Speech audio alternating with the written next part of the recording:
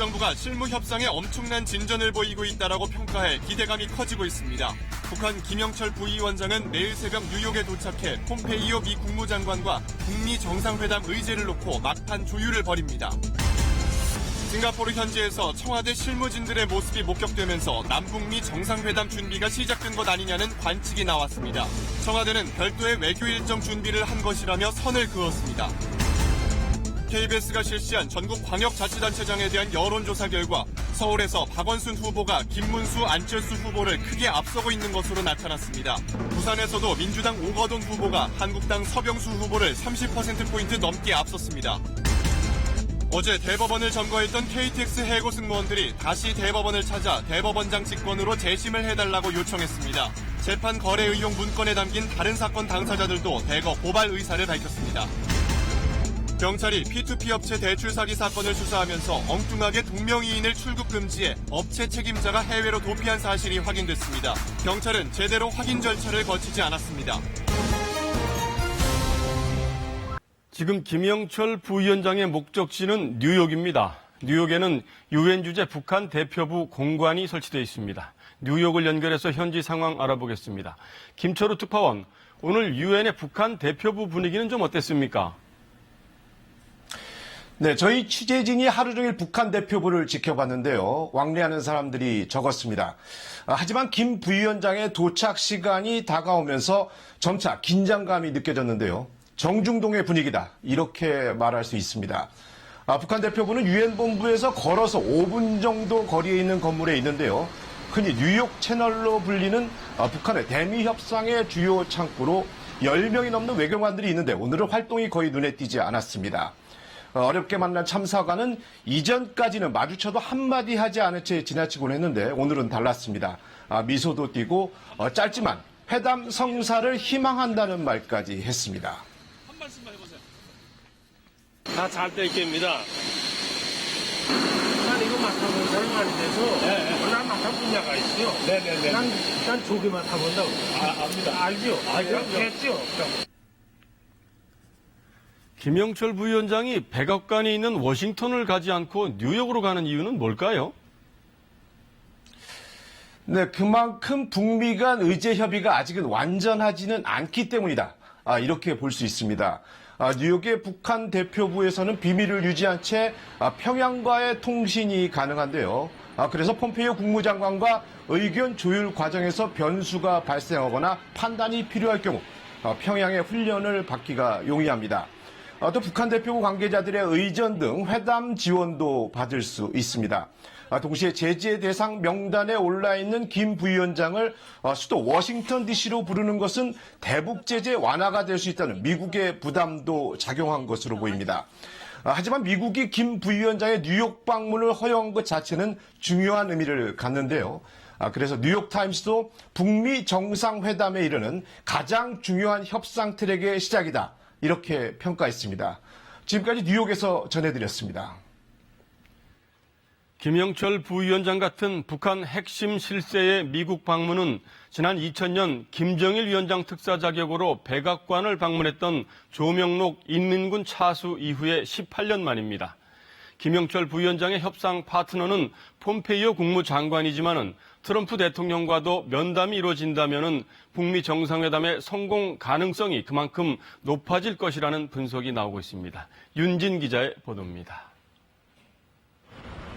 북한 권력 서열 2위였던 조명록 국방위 제1부위원장. 지난 2000년 특사 자격으로 미국을 공식 방문했습니다. 클린턴 대통령을 만나 김정일의 친서를 전달하고 올브라이트 국무장관과 북미 공동 코뮤니케를 발표했습니다. 적대 관계 청산, 주권 인정, 클린턴 대통령의 방북 추진 등의 내용을 담은 역사적 합의였습니다. We will discuss a whole range of issues over the next 2 days, including issues of normalization and diplomatic representation. 18년이 지나 북한 핵심 실세인 김영철 부위원장의 방미에 전 세계의 이목이 다시 집중되고 있습니다. 전쟁 위기까지 치닫다 극적으로 마련된 대화 국면. 김 부위원장이 폼페이오 미 국무장관과 벌일 담판 결과에 북미 정상회담 성사 여부와 이후 북미 관계의 향방이 달려 있습니다. 여기에 김 부위원장이 김정은의 친서를 들고 트럼프 대통령을 예방한다면 북미 정상회담의 성공 가능성이 그만큼 높아졌다는 방증이기도 합니다. 그 적성국에 해당되는 주요 고위급 인사가 워싱턴을 방문한다는 자체만으로도 이미 상당 부분 대화 의지와 그다음에 상대국에 대한 존중 의미를 갖고 있는 부분이 있고 18년 전 남한은 북미 간 협상 테이블에서 배제돼 있었습니다. 지금은 북미 간 갈등을 중재하는 핵심 역할을 하고 있습니다. 또 임기 말이었던 클린턴 대통령과 달리 트럼프 대통령은 임기 초반에 맞은 기회라는 점도 큰 차이입니다. KBS 뉴스 윤진입니다. 북미 간 실무 접촉의 또 다른 한 축인 싱가포르에서는 이틀째 양측의 협상이 계속됐습니다. 싱가포르 현지 분위기 알아보겠습니다.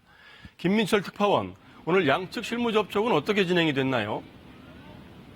네, 북미 양측 실무 준비단이 이틀째 접촉 중인 것으로 보이지만 워낙 철통 보안 속 진행이어서 포착이 쉽진 않습니다. 저는 지금 북한의 준비단의 숙소인 싱가포르 풀러튼 호텔 앞에 나와 있습니다. 오늘 아침에는 김창선 국무위원회 부장 등 북측 일행이 차를 타고 이 호텔을 나오다가 KBS 카메라에 포착됐습니다. 정문이 아닌 지하 주차장을 통해 몰래 호텔을 나가려다가 취재진과 맞닥뜨리자 김 부장은 입을 굳게 다문 채 시선도 마주치지 않았고 차는 서둘러 시내 쪽으로 사라졌습니다. 미국 측 준비단이 묵고 있는 이 센토사 섬의 카펠라 호텔에도 어제 저희 KBS 등 언론의 취재 이후로는 취재진의 접근이 원천 차단됐습니다. 네, 취재가 쉽지는 않겠지만은 북미 정상회담 장소라든지 양측 정상이 묵을 숙소라든지 이런 부분들은 대충 윤곽이 좀 나왔나요? 그렇습니다. 실무 준비단의 접촉 내용도 정상들이 묵을 숙소나 회담 장소 등 그 어떤 내용도 아직은 공개되지 않고 있습니다. 다만 경호나 의전은 싱가포르 당국과의 협력도 필수적이어서 실무 접촉 단계에서부터 3자가 함께 만나고 있을 것으로 예상은 됩니다. 한편 싱가포르 호텔들은 김정은 위원장의 숙소 유치 경쟁이 치열한 것으로 전해졌는데요. 이 김 위원장의 의전을 책임지고 있는 김찬선 부장이 머무는 이 호텔이 김정은 위원장의 숙소가 될 가능성도 제기되고 있습니다. 지금까지 싱가포르에서 전해드렸습니다.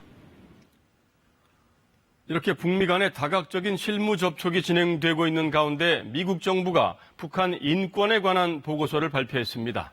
연례적으로 공개되는 보고서라고는 하지만 이례적으로 2달이나 빨리 발표함으로써 북한 인권 문제를 이번 정상회담 주요 의제로 올리겠다는 미국 측 의도를 드러낸 것이 아니냐는 분석이 나오고 있습니다. 이어서 김경진 기자입니다. 북한 수용소에는 최대 12만 명의 주민이 수용돼 있고 이 중 일부는 종교 활동을 이유로 감금돼 있다. 미국 국무부에서 발간한 국제종교자유 보고서 내용입니다. 매년 8월에 나오는 보고서인데 올해는 이례적으로 2달 이상 앞당겨 발간됐습니다. 북미 정상회담 의제에 북한 인권 문제를 포함시키려는 의도로 읽힙니다. I do expect the president is right on point on North Korea. He's very engaged on this, as you know. 이럴 경우 비핵화와 체제 보장이라는 두 의제 사이에서 인권 문제가 협상 카드로 사용될 수 있습니다. 오바마 정부 대북 정책을 담당했던 리언 파네타 전 국방장관도 KBS와의 인터뷰에서 이런 가능성을 시사했습니다. He thought because it didn't include these other areas that it was a flawed agreement that I think should be considered as part of the deal. 다만 인권 문제를 다루기 위해서는 섬세한 협상이 필요한데 북미 정상회담까지 2주도 남지 않은 점이 변수라고 설명했습니다. We haven't had the time to do that. I haven't seen our negotiators who would agree on a broad framework what they want to achieve generally. 북한은 이에 대해 인종차별 등으로 미국의 인권 상황이 더 심각한데 그걸 가리기 위해 북한을 문제 삼고 있다며 강하게 반발하고 있습니다. KBS 뉴스 김경진입니다. 북미 간 실무 접촉이 벌어지고 있는 싱가포르에서 청와대 실무진들이 포착됐습니다. 남북미 정상회담을 준비하는 것 아니냐는 관측이 나오고 있는데 청와대는 일단 사실이 아니라면서 선을 긋고 있습니다. 김기현 기자입니다. 청와대가 국민소통수석실 소속 행정관 등 관계자들을 싱가포르에 파견한 것으로 나타났습니다. 문 대통령이 해외 순방에 나설 경우 사전 답사를 통해 프레스센터 설치 등 실무를 담당하는 인사들입니다. 이 때문에 북미 정상회담을 불과 2주가량 남겨놓은 시점에서 개최 예정 장소에 실무진을 파견한 건 남북미 정상회담 개최를 염두에 둔 것 아니냐는 관측이 쏟아졌습니다.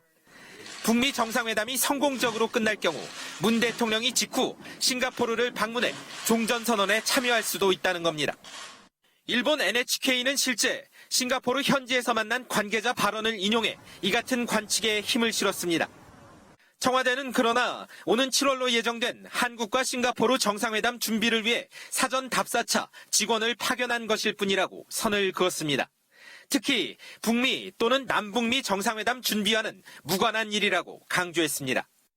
북미 정상회담 관련 구체적 논의가 본격화되는 시점에서 남북미 회담 언급이 나오는 것만으로도 대미 관계에 있어 오해를 불러올 수 있다는 겁니다. 실제 종전선언과 남북미 정상회담 여부는 북미 간 협상이 마무리될 것으로 예상되는 다음 달 초 이후에야 윤곽이 드러날 수 있을 것으로 보입니다. KBS 뉴스 김기현입니다. 싱가포르에 이어서 판문점에서도 오늘 북미 간 실무 접촉이 열렸습니다. 숨가쁘게 돌아가고 있는 북미 양측의 회담 준비 상황을 차분히 짚어보도록 하겠습니다. 이 자리에 정치외교부 박경호 기자 나와 있습니다. 박 기자. 네. 뉴욕, 싱가포르, 판문점, 이 동시다발적으로 실무 접촉이 열리고 있는데 그만큼 논의할 내용이 많다는 것이겠죠. 네, 할 얘기는 많은데 시간이 많지 않습니다. 예정대로 12일 날 열리려면, 다음 달 12일 날 열리려면 2주일도 채 남지 않았는데요. 트럼프 대통령과 김정은 위원장 모두 박차를 가하고 있는 모양새입니다. 네, 거기 장소별로 논의하는 내용이 다 다를 텐데 간략히 정리를 좀 해주시죠. 지도를 한번 보실까요? 일단 싱가포르에서는 김창선 부장과 조 헤이긴 부비서실장이 의전과 경호를 담당하고 있습니다. 둘 다 경험이 많은 의전 전문가인데요. 그 4.27 정상회담 때 그 장면이 혹시 기억나실 겁니다. 그 김창선 부장이 김정은 국무위원장과 문재인 대통령을 뒤따라가는 김영철 부위원장의 손을 잡아끄는 모습이 있었거든요. 그렇죠. 그러니까 김정은 위원장의 신변에 관해서라면 북한에서 가장 권한을 많이 갖고 있다. 이렇게 볼 수가 있습니다.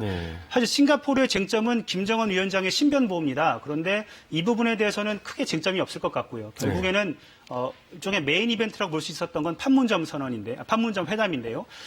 이 부분에 대해서는 한번 제가 이 키워드를 한번 설명을 해드리겠습니다. 한번 같이 보시죠. 성김 필리핀 주재 미국 대사, 그다음에 최선희 북한 외무성 부상이네요. 맞습니다. 두 사람 모두 다 미국과 북한에서 내로라는 그 대북통인데요. 특히 성김 지금 이제 필리핀 주 대사입니다. 그런데 주미 대사를 한 주한 미 대사를 한 적이 있고요. 그다음에 비핵화를 다루는 육자회담 대표도 맡은 적이 있습니다. 그만큼 대북의 협상의 전문가라고 할 수 있습니다. 근데 오바마 정부 때 일했던 사람인데 다시 교용할 정도로 능력을 인정받았다 이렇게 볼 수 있고요. 현 국무부 라인에서는 사실상 유일하게 대북 협상 경험을 갖고 있는 고위 인사다 이렇게 볼 수가 있습니다. 또 최선희도 이제 마찬가지로 이제 대미통으로 받고 있는데요. 그 방금 전의 장면 한번 좀 봤으면 좋겠는데요. 이 최선희와 성김 그 대사는 사실은 이 비핵화의 또 전문가들이거든요. 이 두 전문가가 27일과 30일 두 차례에 걸쳐서 이제 회의를 했고 오늘 이제 사실상 마감됐는데 전문가들이 이렇게 협의를 마친 이상 어떤 비핵화의 로드맵에 윤곽이 그려졌고 그것이 이제 앞으로 뉴욕에서 있을 김영철과 폼페이오 간의 회담의 자료로 그리고 담판이 될 것이다 이렇게 보고 있습니다. 이 최선희 부장 같은 경우는 얼마 전에 거친 담화문을 발표를 해서 그렇죠. 이 정상회담 자체를 좌초시킬 뻔한 그런 인물인데 이번 실무 접촉에서 무리수를 두거나 이런 일은 없겠죠? 그렇게 보실 수도 있는데요. 일단 그 담화 자체가 어떤 개인의 돌출 행동이라기보다는 김정은 위원장의 어떤 그 생각이 의중이 반영돼 있다 이렇게 볼 수 있고요. 그럼에도 불구하고 다시 기용됐다라는 건 그만큼 이 대미 협상이나 비핵화 협상의 어떤 전권 혹은 그 능력을 인정받았다 이렇게 볼 수 있습니다. 자, 그다음에 다음 장면 한번 보실까요? 그러면 자, 아까 김영철 부위원장 지금 뉴욕으로 가고 있죠. 오는 뭔가요? 김영철 부위원장과 뉴욕에 함께 가고 있는 수행원들의 숫자입니다. 이 면면을 좀 보면 예를 들어서 김성애라는 인물인데 김성애라는 인물은 김여정 부부장의 방남 때도 수행을 했던 인물입니다. 그러니까 혹시 이런 정상회담의 국면에서 김여정 부부장의 행보가 뭔가 연관이 있지 않느냐 이런 추측이 조심스럽게 나오고 있고요. 또 김주성이라는 인물도 있습니다. 이 사람은 유엔에서 북한의 인권을 대변했던 사람입니다. 그리고 또 최강일은 현재 그 대미 실무를 맡고 있는 간부입니다. 자, 다음도 한번 보겠습니다. 협상 내용에 대한 내용이죠. CVID는 뭐 많이 들어봤던 용어고 CVIG는 좀 생소하네요. 네, 맞습니다. 설명을 좀 해주시죠. 한 글자 차이인데요. 일단은 CVID는 완벽하고 검증 가능하고 되돌릴 수 없는, D는 이제 비핵화, 네. G는 이제 개런티, 보장을 한다는 거거든요. 그럼 무엇을 보장하느냐? 체제 안전을 보장한다. 그렇죠. 예, 맞습니다.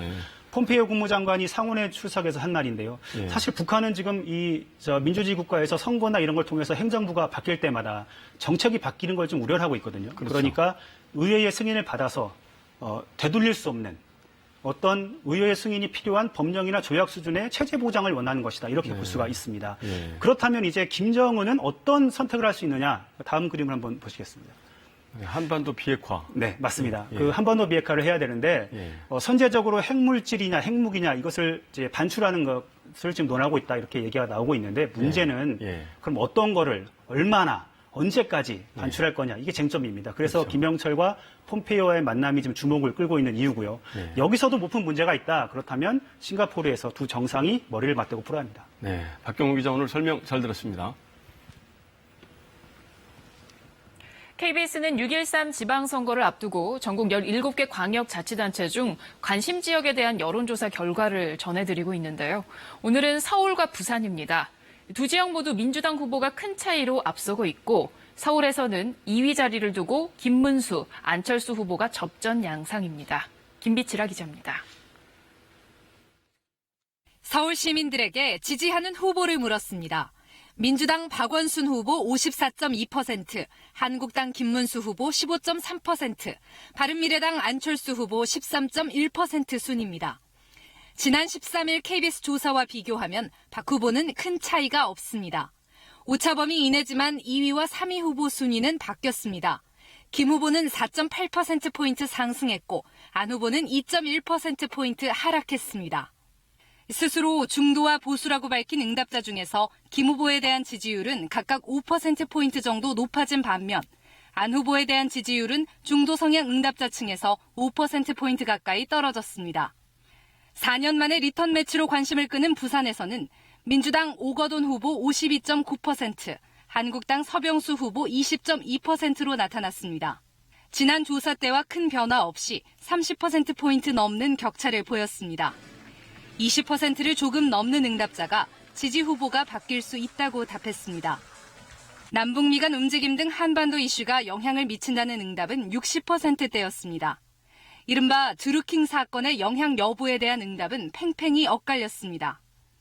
이번 조사는 KBS가 한국리서치에 의뢰해 서울과 부산의 만 19세 이상 남녀 800명씩을 대상으로 지난 25일과 26일 유무선 전화조사 방식으로 진행했으며 표본 오차는 95% 신뢰 수준의 플러스 마이너스 3.5%포인트입니다. KBS 뉴스 김비치라입니다. 이번에는 6.13 지방선거 관심 지역으로 꼽히는 부산시장 후보들의 핵심 공약을 분석해봅니다. 부산시장 선거는 오거돈, 서병수 후보의 재대결이 관심을 모으는 가운데 가덕도 신공항 재추진 문제가 최대 이슈로 부상하고 있습니다. 정현욱 기자입니다. 영남권 신공항 유치를 놓고 경남 밀양과 10년에 걸친 경쟁을 벌였던 부산 가덕도. 2016년 김해공항 확장으로 결론납니다. 이곳 가덕도는 이번 부산시장 선거에서 또다시 논란의 중심이 됐습니다. 가덕도 신공항 건설 재추진 문제를 놓고 후보들이 정반대 의견으로 맞서고 있기 때문입니다. 포문을 연 쪽은 민주당 오거돈 후보입니다. 무엇보다 당시 용역 결과를 신뢰할 수 없고 입지상 가덕도가 최적이라는 주장입니다. 미래를 대비하지 않은 결정입니다. 그런 측면에서 이것은 다시 검토가 돼야 되고. 탈락 당시 현직 시장이던 한국당 서병수 후보는 지역 갈등을 다시 부추기는 주장이라고 맞서고 있습니다. 중앙과의 갈등, 그리고 영남권 5개 시도의 갈등, 겨우 이제 마무리가 되어가지고 본격적으로 김해 신공항이 추진이 되고 있습니다. 오 후보는 예산을 6조 원으로 잡고 국비 확보가 가능하다고 주장하지만 서 후보는 현 정부도 동의하지 않은 상황 아니냐며 반박합니다. 문재인 대통령께서도 후보 시절에 이 김해 신공항 결정 과정을 다시 한 번 더 검토하자 하는 그런 제안을 한 바가 있죠. 대통령께서도 그렇고 국토부 장관도 차질 없이 진행시키겠다고 공식적으로 말씀들을 하셨고. 바른미래당 이성건 후보는 다른 지역과의 약속 문제를 들어 가덕도 재추진에 반대했고 정의당 박주미 후보는 소모적 논란인 사안을 두 후보가 정치적으로 악용하고 있다고 밝혔습니다. KBS 뉴스 정은욱입니다. 공공기관의 지원을 받아 해외 출장을 다녀온 국회의원들에 대한 보도 얼마 전 전해드렸는데요. 이번 지방선거에 출마한 국회의원 출신 후보들의 이름도 찾을 수 있었습니다. 보도에 유호윤 기자입니다. 자유한국당 김태호 경남지사 후보 2015년 8월 이집트와 케냐를 방문했습니다. 코이카의 아프리카 지원 사업 점검을 위한 출장이었습니다. 당시 출장 일정입니다. 이집트 방문 첫날 오전 1시간 업무 보고가 전부입니다.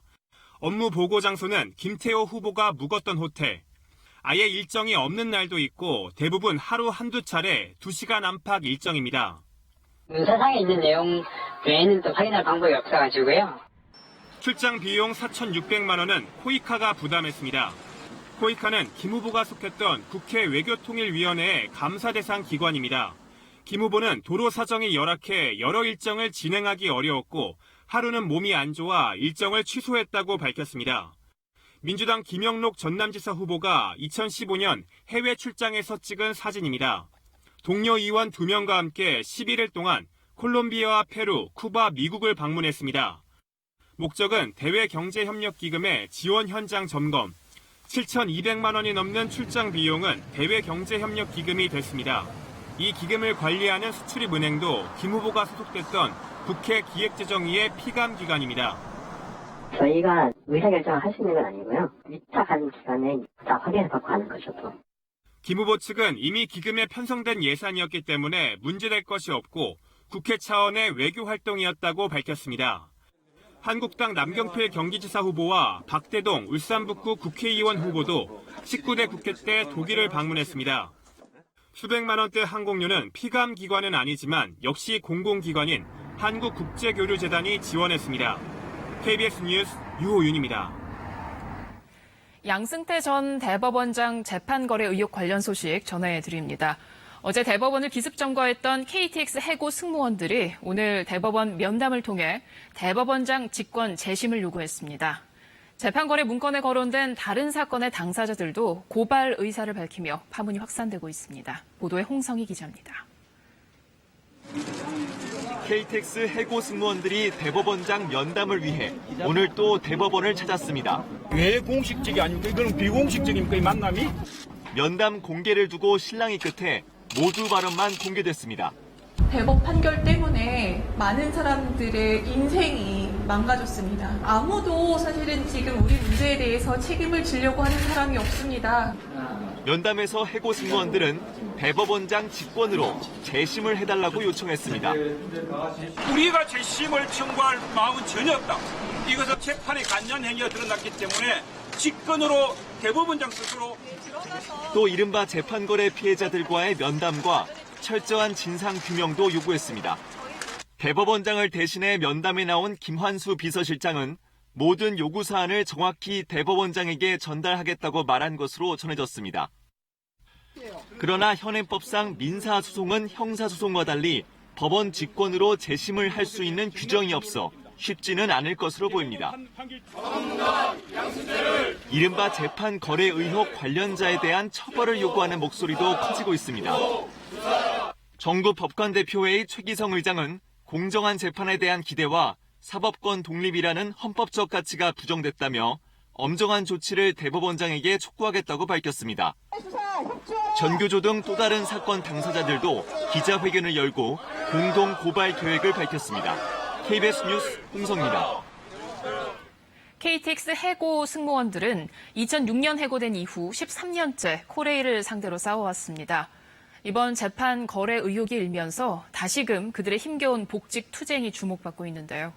오대성 기자가 그들의 잃어버린 12년간의 이야기를 들어봤습니다. 어둠이 내려앉은 서울역 광장. 비에 젖은 천막에서 농성을 벌이고 있는 사람들. KTX 해고 승무원들입니다. 정말 앞이 캄캄해서 저희는 정말 천막을 쳤어요. 재판 거래 파문이 일면서 지난주부턴 무기한 릴레이 노숙에 들어갔습니다. 조금만 더 하면 9부 능선, 8부 능선 이런 얘기 하잖아요. 승무원 손을 들어줬던 1, 2심 재판부. 그러나 대법원은 판결을 뒤집었습니다. 법과 절차 잘 지켜서 그렇게 내 친구를 죽게 만들었나? 지금 우리 이렇게 거리에 나서 이렇게 한 대짬 자게 만들었나? 2006년 철도공사의 자회사 고용을 거부하고 해고됐던 280명의 승무원들은 생업을 위해 흩어졌습니다. 하지만 아직도 33명이 남아 12년 넘게 싸움을 이어가고 있습니다. 그 사이 두 아들의 엄마가 된 해고 승무원 오미선 씨. 오늘도 어김없이 서울역 앞으로 출근합니다. 20대 시절에 꿈이 담겼던 곳. 열차에 오르는 대신 거리로 나섰습니다. 근데 왜 지금은 안 해? 라고 얘기를 해요. 그래서 엄마가 일할 수 있게끔 서울역에 매일매일 나가는 거야 라고 얘기를 하거든요. 비정규직의 정규직화를 추진 중인 정부는 안전업무 담당자는 본사가 직접 고용할 것을 권고하고 있습니다.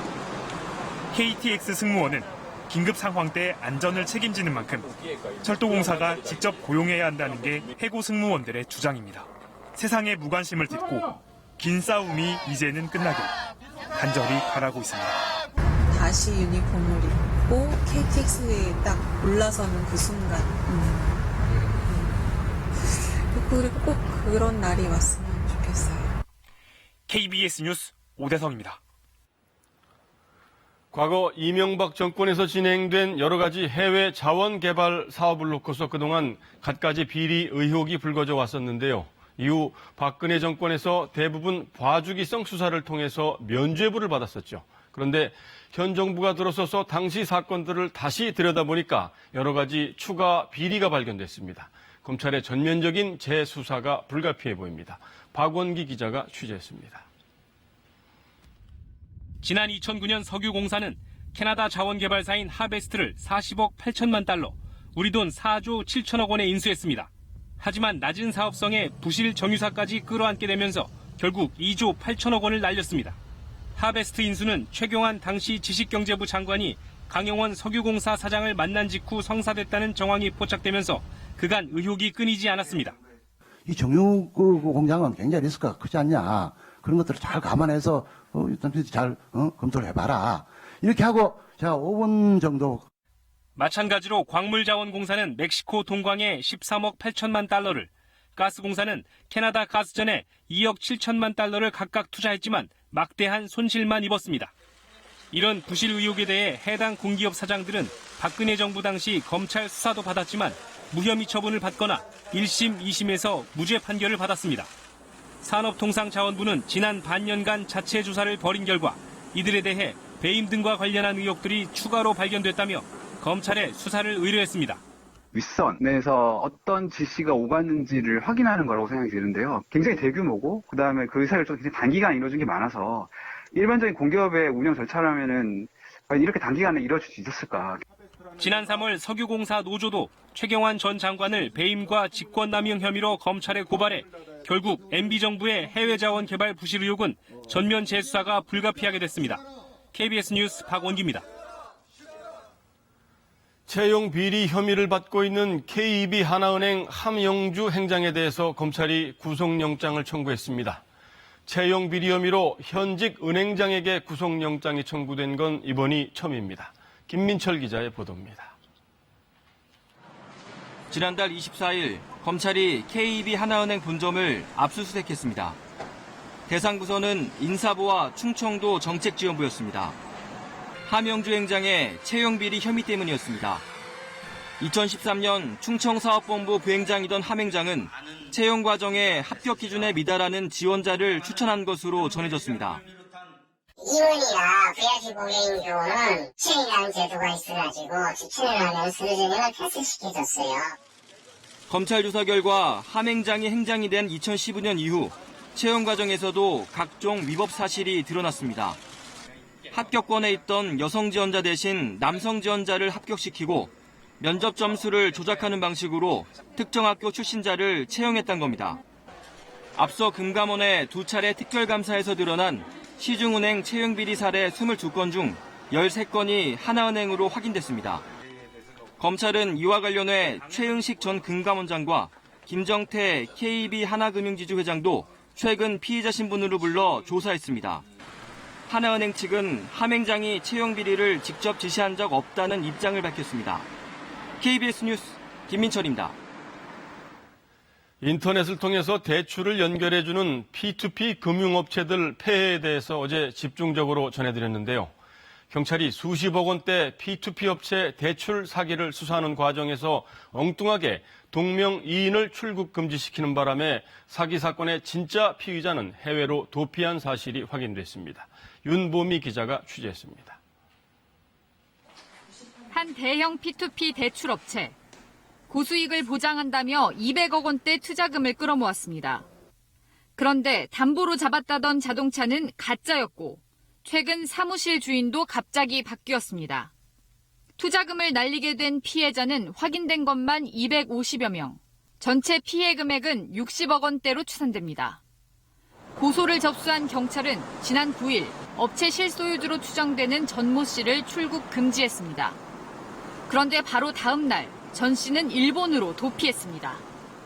수동 수사가 너무 미흡하지 않았나. 그 피해자를 왜 출국 금지를 요청을 해야 되는지에 대한 그 상황 설명까지 다 자세하게 말씀을 드렸는데. 알고 보니 경찰의 어이없는 실수 때문이었습니다. 나이가 비슷하고 이름이 같은 엉뚱한 사람을 출국 금지한 겁니다.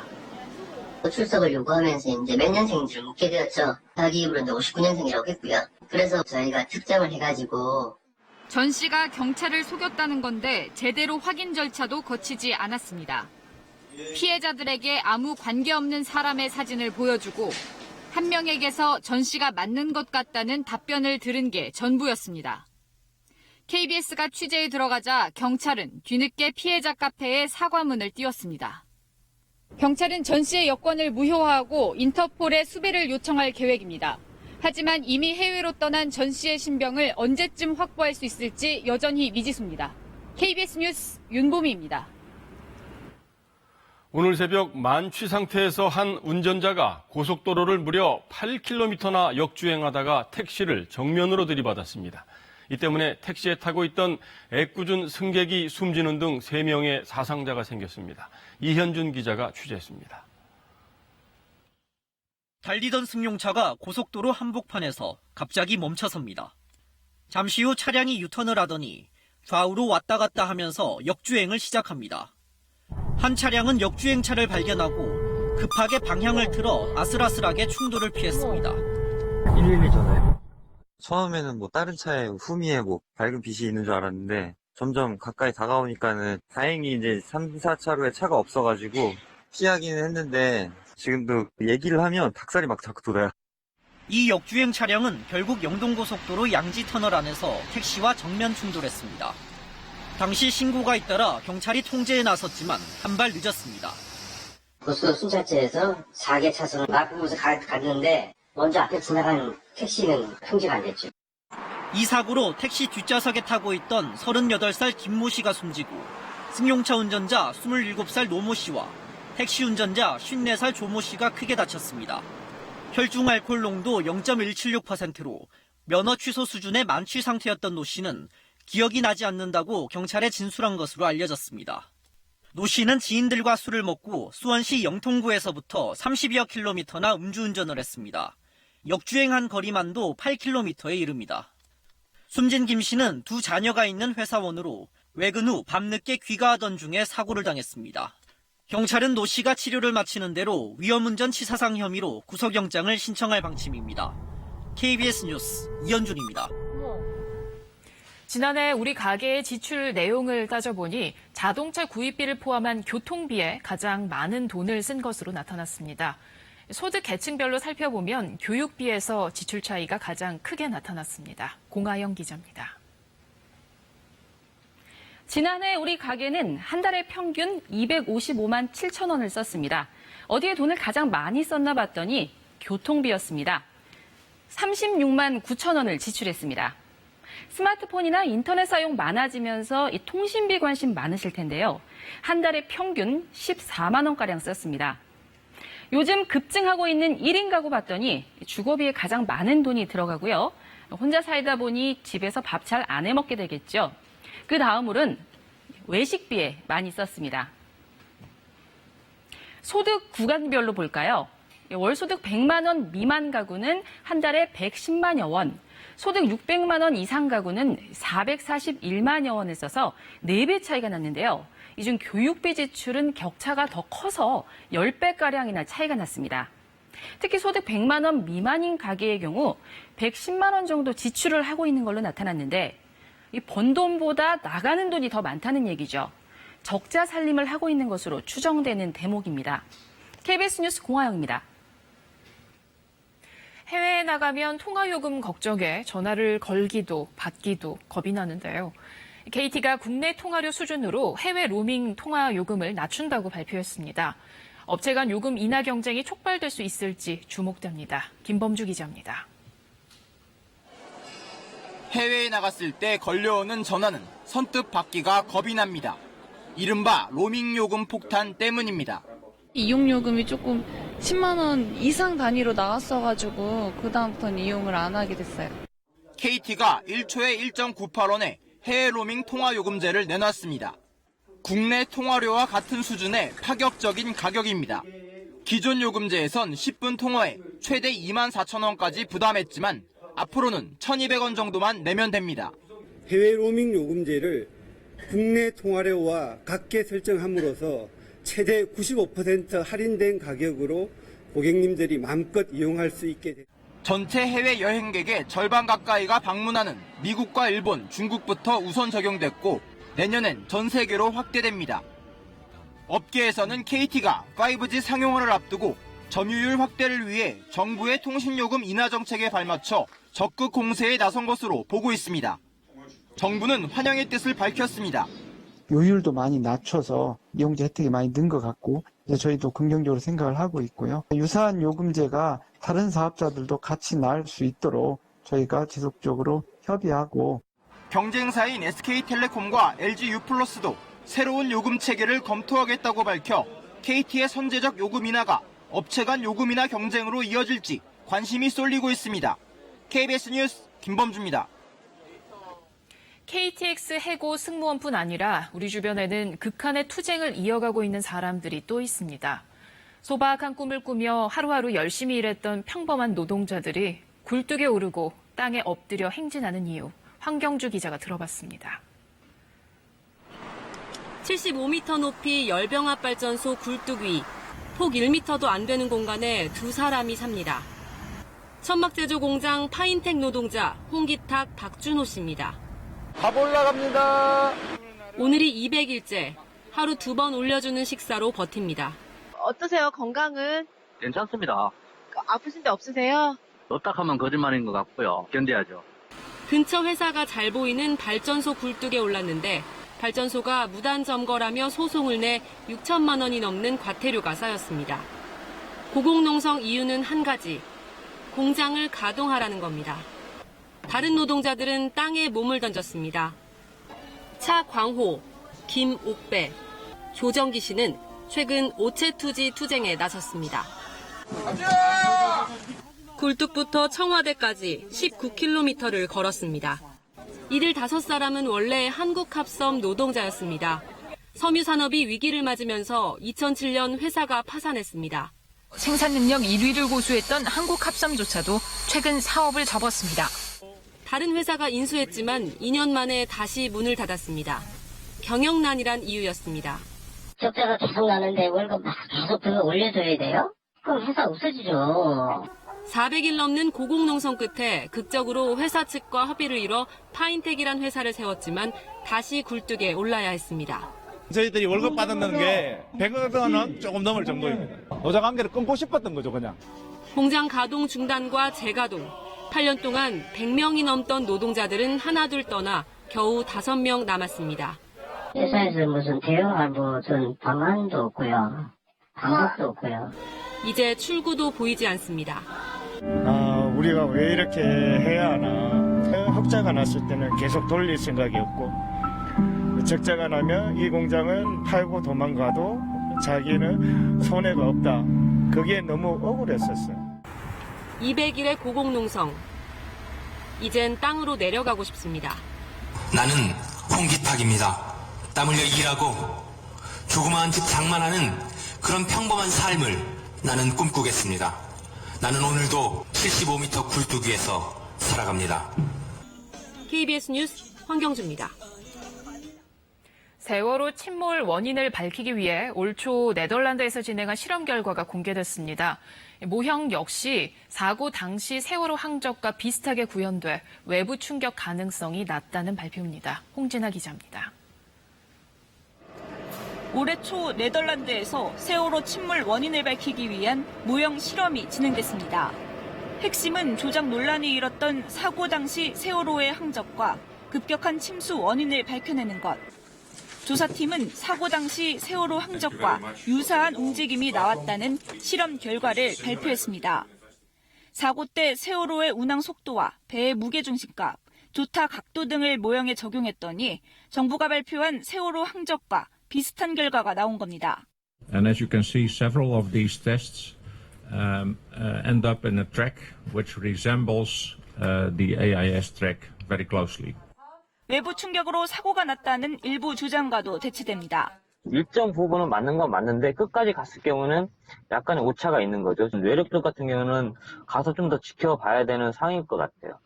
조사팀은 실려있던 화물이 급속하게 쏠려 불과 8초 만에 50도 넘게 배가 기우는 현상이 나타난 것, 또 급격한 변침 원인 등은 입증하지 못했습니다.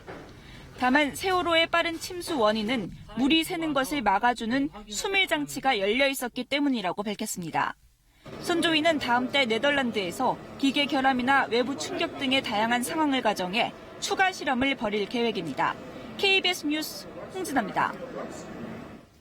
119 구급대원들이 출동을 나갔다가 폭행을 당하는 일이 자주 발생하는데요. 서울시가 구급대원에게 폭력을 휘두르는 사람에 대해 보다 강경하게 대응하기로 했습니다. 홍하경 기자입니다. 구급차에 탄 한 중년 남성이 술에 취해 중얼거립니다. 상처난 거면 저희가 그냥 소독해드리고 집으로 가셔도 되는데. 설명은 듣지 않고 갑자기 구급대원을 향해 손바닥을 세게 내리칩니다. 어디가 불편하세요? 똑바로 말씀하세요. 욕설과 폭행, 구급대원들은 뜻밖의 찾아오는 이런 상황에 큰 충격을 받습니다. 외상후 스트레스 때문에 똑같은 주치의를 봤을 때도 마음이 쿵닥쿵닥거리고 불안한 마음이 많이 생겨요. 피해 대원을 쫓아다니며 합의를 종용하는 가해자도 많습니다. 다음 달부터 서울에선 가해자와 피해 대원이 직접 만날 수 없습니다. 피해 대원을 보호하기 위해 소방서 상급자를 대리인으로 지정해 2차 피해로 이어지는 만남을 원천 차단하기로 했습니다. 가해자에 대한 법적 대응 수위도 높입니다. 형사처벌과 별도로 폭행 피해 대원의 병원 진료비와 정신적 위자료 등 손해배상도 청구할 계획입니다. 구급차 운행을 못해서 시민들이 피해를 입은 것까지도 저희가 공동소송으로 진행을 해서 손해배상을 청구하겠다는 방침입니다. 또 상습 주치자 명단을 만들어 대원들이 출동할 때 미리 알려주고 단순 취객은 이송을 거절하기로 했습니다. 구급대원 폭행 사건 가해자는 92%가 취객